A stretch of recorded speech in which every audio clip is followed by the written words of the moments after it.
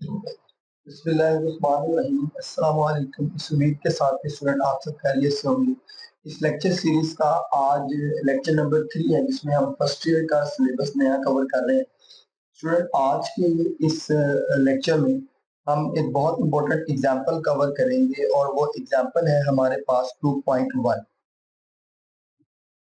अच्छा स्टूडेंट, ये एग्जांपल जो सी है वो पहले कभी पेपर में नहीं आई, लेकिन ये अब जो कि नया सिलेबस है तो शायद कि ये एग्जांपल्स बोर्ड में आने शुरू हो जाए।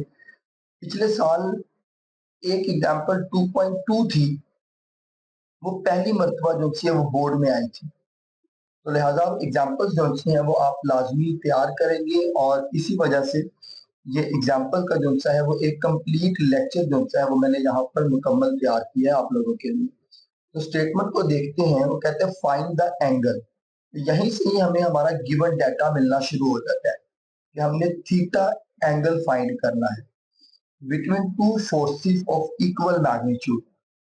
तो इसी को अगर मैथमेटिकल फॉर्म में लिखे तो दो फोर्सेस हैं, एक को मैं F1 से रिप्रेजेंट करता हूँ, दूसरी फोर्स को मैं F2 से रिप्रेजेंट करता हूँ। दोनों इक्वल मैग्नीट्यूड की हैं, तो मैं कह सकता हूँ कि F1 फोर्स किसके इक्वल है? F2 के। फिर आगे कहता है when the magnitude of the resultant is also equal to the magnitude of either of this forces. यानी जो इन दोनों फोर्सेस को ऐड करने के बाद रिजल्टेंट आएगा, उसकी मैग्नीट्यूड भी इन दोनों फोर्सेस में से किसी एक के बराबर हो। तो ये कंडीशन जो सी है वो बेसिकली आपको सवाल में गिवन है। F1 मैग्नीट्यूड वेक्टर की F2 मैग्नीट्यूड के बराबर होगी। इन दोनों को ऐड करके जो रिजल्टेंट वेक्टर आएगा उसकी मैग्नीट्यूड भी इनमें से किसी एक के बराबर हो। अब स्टूडेंट यहाँ पर वेक्टर गिवन नहीं है, तो आपने क्या करना है, हम लेट करेंगे कि जो हमारा पहला वेक्टर है वो F1 है और वो वेक्टर एक्स एक्सिस के साथ 0 डिग्री का एंगल बना है। ये हम सपोजिशन लेंगे और फिर हम ये कहेंगे कि जो हमारा दूसरा वेक्टर है वो एक्स एक्सिस के साथ कुछ ना कुछ एंगल बना रहा है थीटा।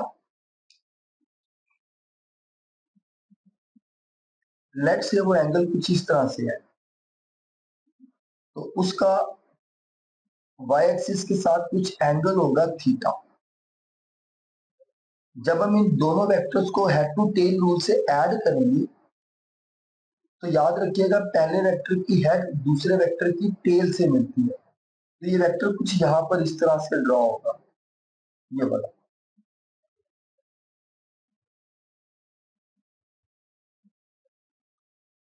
तो ये वेक्टर मेरे पास कहलाएगा मेरा F2 वेक्टर। F2 वेक्टर का जो रिजल्टेंट बनेगा वो पहले वेक्टर की हेड से आखिरी वेक्टर की टेल तक बनेगा, इसको मैं बोलूंगा F वेक्टर। तो सिंपल नोटेशन में अगर सिंपली डायग्राम बनाई जाए तो ये मेरे पास मेरा F1 वेक्टर होगा। इसमें मैंने एक वेक्टर ऐड किया F2 जिसकी डायरेक्शन कुछ इस तरह से है। तो इनका बनने वाला जो रिजल्टेंट वेक्टर है वो F वेक्टर बनेगा।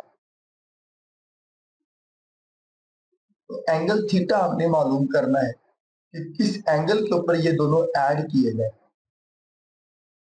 तो याद रखिएगा ये जिस एंगल की बात कर रहे हैं ना वो ये वाला वेक्टर का एंगल है, जहां पर ये दोनों वेक्टर्स आपस में ऐड होते हैं। ये एंगल कौन सा होगा, इस बात की रीजन हमें एंगल फाइंड करने के बाद पता चलेगी कि मैंने ये वेक्टर इस डायरेक्शन में क्यों बनाया। क्योंकि सिर्फ इसी एक एंगल के ऊपर दोनों फोर्सेस की मैग्नीट्यूड इसके रिजल्टेंट की मैग्नीट्यूड के बराबर होती है। स्टूडेंट सबसे पहले तो आप देखें कि आप F1 के लिए कंपोनेंट लिखें तो आप क्या लिखेंगे। F1 का जो x कंपोनेंट है वो आपके पास लिखा जाएगा F1 cos थीटा, और F2 का जो x कंपोनेंट है वो आपके पास क्या लिखा जाएगा, वो लिखा जाएगा F2 cos ऑफ थीटा। और अब हम वेक्टर्स पढ़ के आ चुके हैं, हम लोगों को इस बात का अंदाजा होना चाहिए कि दो वेक्टर्स के अगर x कंपोनेंट आपस में ऐड हो जाए तो वो उसके रिजल्टेंट एक्स कंपोनेंट के बराबर होते हैं। ये आपके पास क्या आ जाएगा, एफ एक्स आ जाएगा, या आप इसको आर एक्स भी बोल सकते हैं। अब यहां पर देखें F1 का एंगल कितना लिया हुआ है, हमने 0 डिग्री लिया हुआ है। तो आप क्या करेंगे, आप cos थीटा की जगह पर cos 0 डिग्री पुट करेंगे,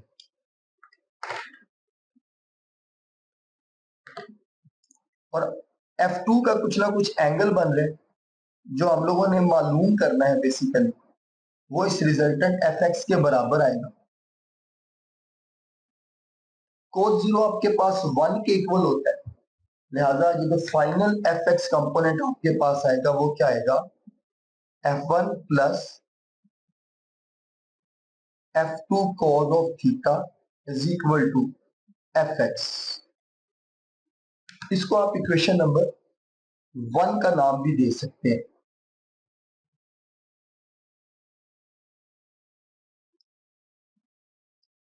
इसी तरह देखें बेटा, y कंपोनेंट ऑफ रिजल्टेंट क्या होगा,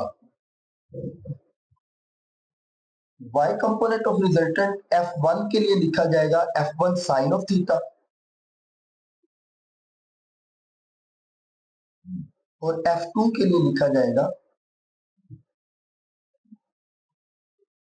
F2 साइन ऑफ थीटा।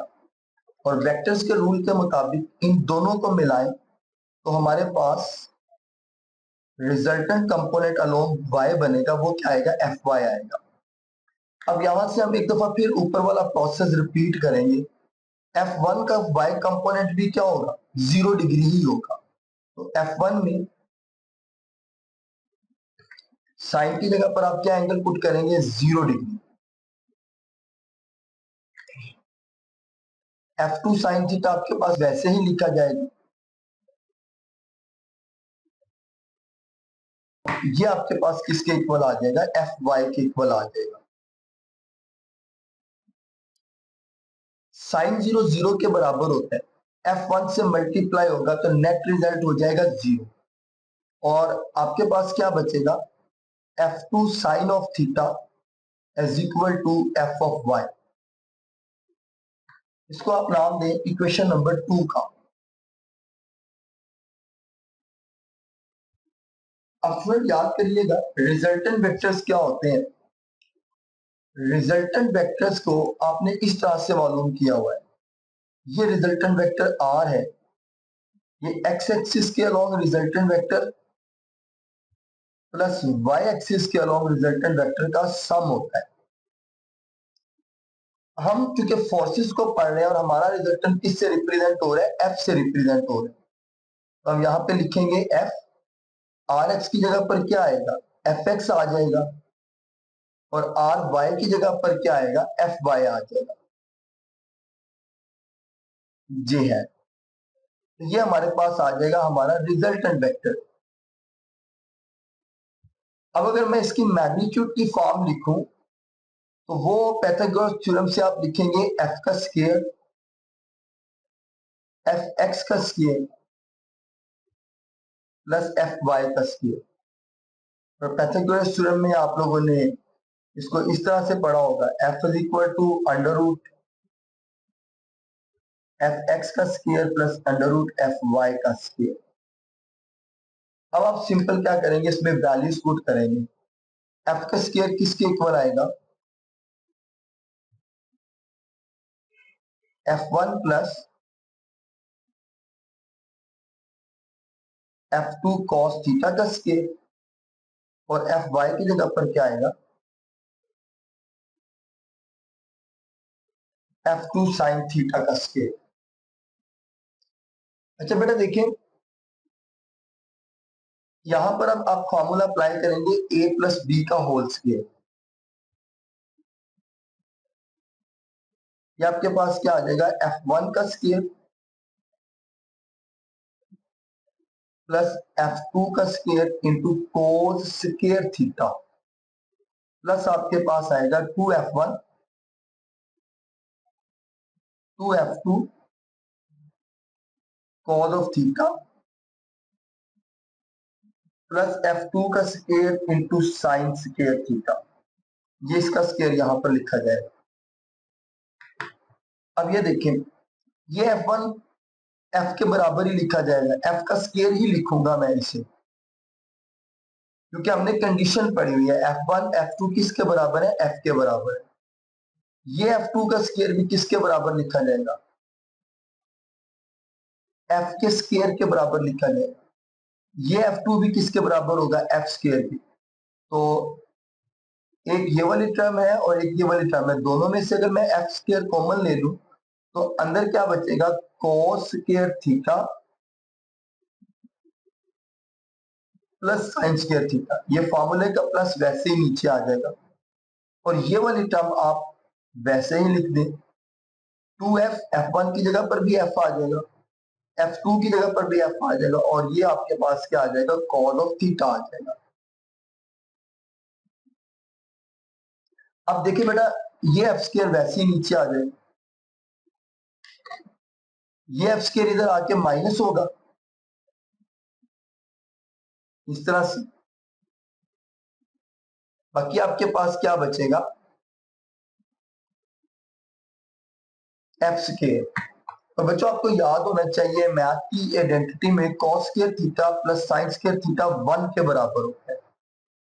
ये ऐसे ही आ जाएगा 1 और ये F इस F से दोनों पावर ऐड हो रही है तो 1 प्लस 1 2 पावर हो जाएगी F पावर 2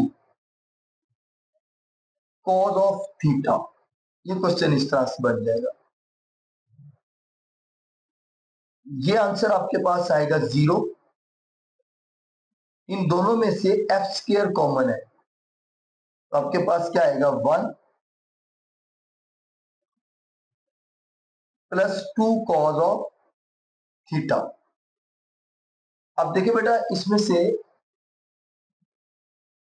या तो F स्केयर 0 के इक्वल होगा या ये वाली स्टेटमेंट 0 के इक्वल होगी। फोर्स हमारी 0 नहीं हो सकती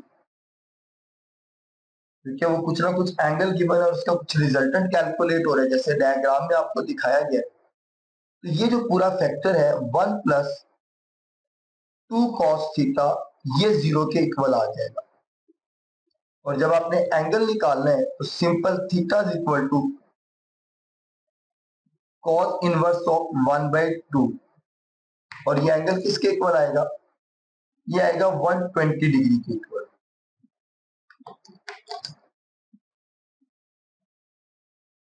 पहली बात तो बेटा ये समझेगा कि जो एंगल आपने मालूम किया है ये F1 और F2 को ऐड करने के बाद ये वाला एंगल आपने कैलकुलेट किया है। ये वो रीजन है कि मैंने ये एंगल F2 यहां पर बनाया। अगर आप इसको देखें इस डायग्राम में यहां से, तो इतना हिस्सा तो आपका 90 डिग्री का बनता है और 90 डिग्री से आगे 100, 110 और 120 एंगल कुछ इस तरह से बनता है। तो ये वेक्टर जो सा है वो मैंने F2 इसलिए यहां पर इसलिए ड्रॉ किया कि हमने वो एंगल मालूम करना था जिस पर इन दोनों वेक्टर्स को ऐड करें तो इनका रिजल्टेंट भी इनके इक्वल आ जाए। तो वो एंगल हमारे पास क्या है, 120 डिग्री है। तो स्टूडेंट आज की ये एग्जांपल उम्मीद है कि आपको बड़े अच्छे से समझ में आई होगी। बहुत आसान एग्जांपल है, इसको लाजमी तैयार कीजिएगा। और जो हमारा नेक्स्ट लेक्चर होगा वो प्रोडक्ट ऑफ वेक्टर्स के ऊपर होगा और उसमें हम स्केलर और डॉट प्रोडक्ट के लॉ को कवर करेंगे।